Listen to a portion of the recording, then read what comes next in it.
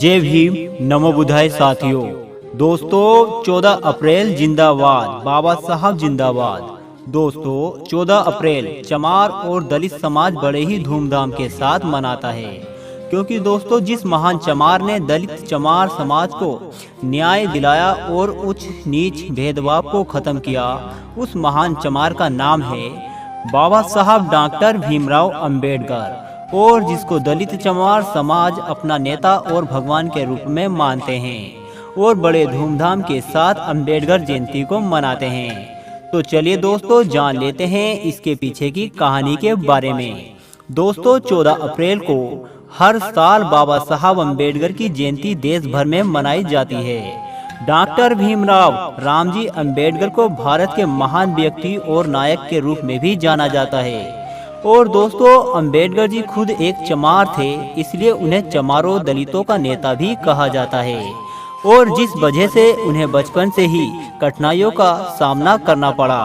भारतीय संविधान के पिता डॉक्टर बी.आर. अंबेडकर आज़ादी के बाद भारत के पहले कानून और न्याय मंत्री बने।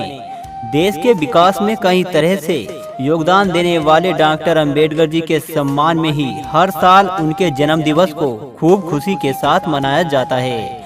भारतीय संविधान के जनक डॉक्टर अंबेडकर जी की जयंती के दिन सार्वजनिक अवकाश घोषित किया गया है।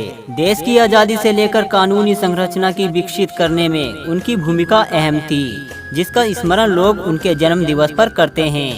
आपको बता दें कि देश में जाति प्रथा जैसी कुप्रथा को हटाने के लिए बाबा साहब ने तमाम आंदोलन किए थे। एक दलित परिवार से ताल्लुक रखने वाले डॉक्टर अंबेडकर ने अपने बचपन में ही कई यातनाएं झेली थी, जिसका गहरा प्रभाव उनके व्यक्तित्व पर पड़ा था। और दोस्तों सिर्फ भारत ही नहीं, दुनिया के कई देशों में इस दिन को बड़े ही धूमधाम के साथ मनाया जाता है। इस दिन को समानता दिवस और ज्ञान दिवस के रूप में भी जाना जाता है। डॉक्टर भीमराव अंबेडकर ने अपना पूरा जीवन सामाजिक बुराइयों जैसे छुआछूत और जातिवाद के खिलाफ संघर्ष में लगा दिया। पूरे विश्व में उनके मानवाधिकार आंदोलनों की उनकी विख्यात जानती है। इस दिन सभी सरकारी दफ्तरों और देश के बौद्ध विहारों में उनकी जयंती मनाई जाती है और उनके विचारों को स्मरण कर नमन किया जाता है।